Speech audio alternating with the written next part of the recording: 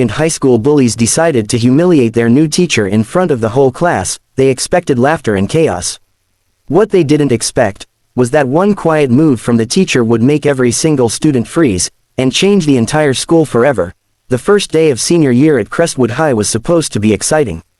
But the students in Class 12B weren't thinking about studying, they were waiting for entertainment.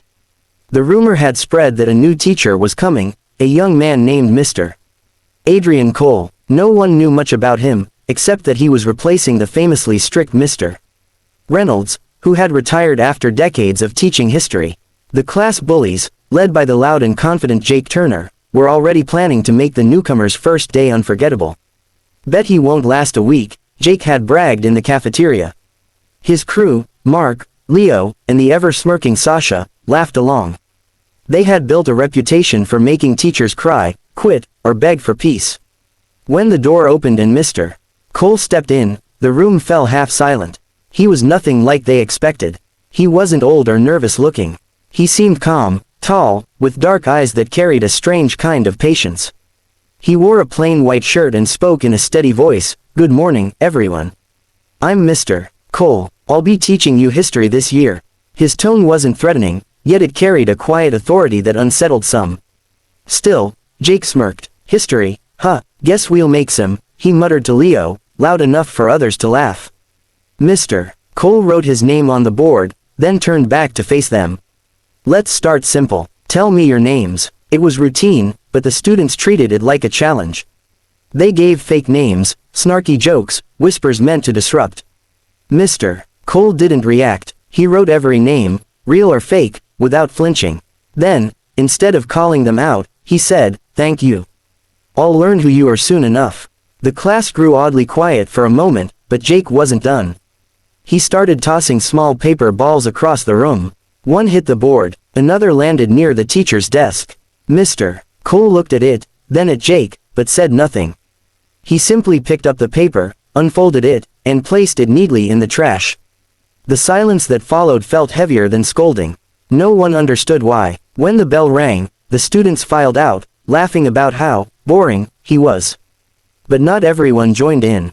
Sarah, a quiet student who usually sat in the corner, noticed something in Mr.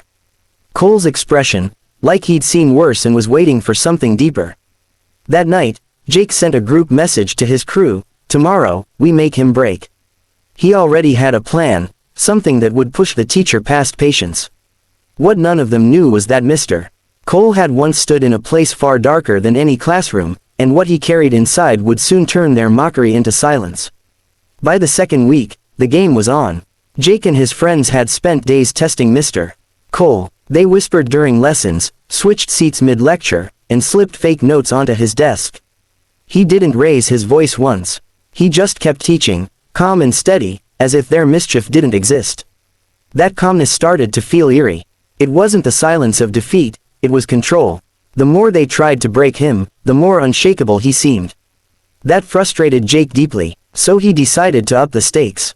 One Friday, he brought a Bluetooth speaker, hidden in his backpack. During class, he played a mocking voice recording of a teacher crying. The class burst into laughter. Some even filmed on their phones. Mr. Cole paused mid-sentence, looked up, and stared directly at Jake. The room went completely silent. Then he smiled, not angrily, but softly, and said, "You must have spent a lot of time preparing that. Impressive effort, but tell me, how much effort do you give to your own story?" The question hit differently. The students exchanged confused looks. Jake rolled his eyes. What does that even mean? Mr. Cole didn't answer. He just turned back to the board and continued teaching. By now, curiosity had started to replace mockery among some students. Sarah couldn't shake the feeling that the teacher knew something about Jake that he wasn't saying. That weekend, she accidentally stumbled upon something online.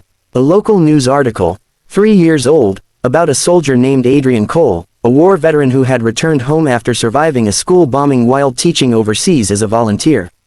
It mentioned that he had lost most of his students that day. Her hands trembled as she realized who he was.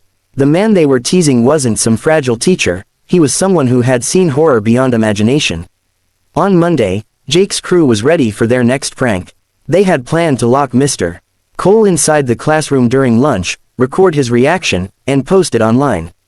They even convinced half the class to stay behind to watch. As soon as Mr. Cole entered, Jake closed the door, blocking the exit. "We've got a lesson for you today, teach," he said mockingly. Everyone laughed. For the first time, Mr. Cole set down his bag, removed his watch, and looked straight at them. "If this is your lesson," he said quietly, "then let me teach mine." The classroom's air thickened as silence spread. No one moved. Mr. Cole walked slowly toward the board and picked up a piece of chalk. Without saying a word, he began writing. Line after line, neat and quick, until the board was filled with names, dozens of them. Some looked foreign, others had dates beside them. When he finished, he turned around. "These were my students," he said softly. "Children who sat just like you.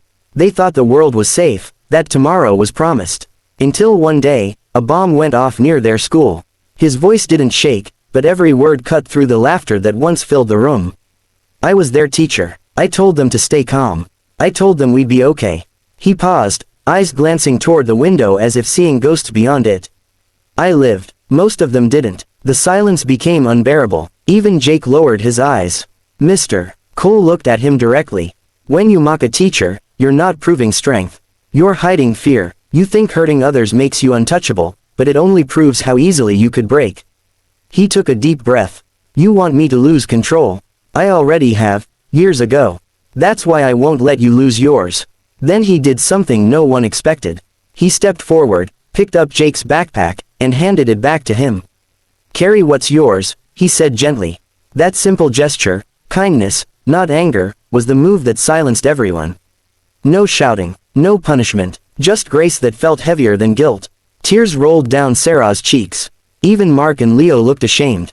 The laughter was gone. Phones were slowly lowered. Mr. Cole turned back to the board and quietly erased each name, one by one.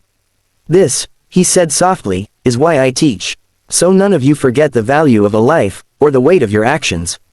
The bell rang, but no one moved. When Mr. Cole finally left, the entire room sat frozen, every heart heavy, every breath silent. Word spread through the school like wildfire. Some thought the story was made up. But those who were there knew the truth. The bullies who once ruled the hallways stopped laughing as loudly.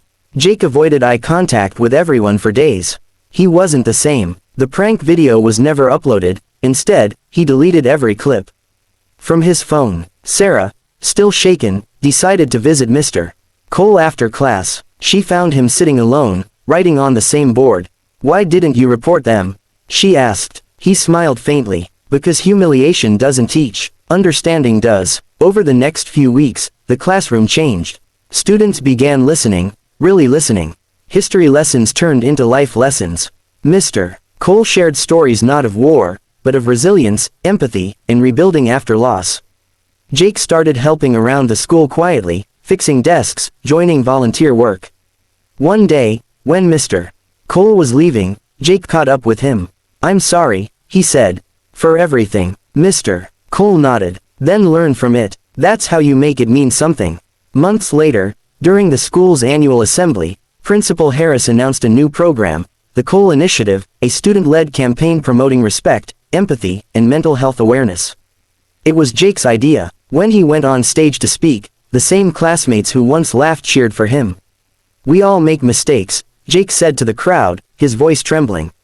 "But one teacher showed us that silence can speak louder than shouting, and kindness can break walls no punishment ever could."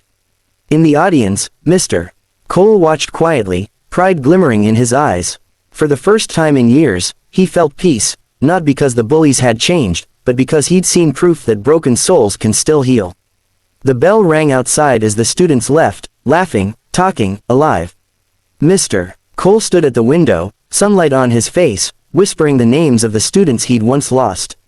And somewhere deep within that silence, the same silence that had once filled his heart with pain, there was now only calm. Because one act of grace had turned cruelty into conscience. And the entire class had learned the lesson that would stay with them forever.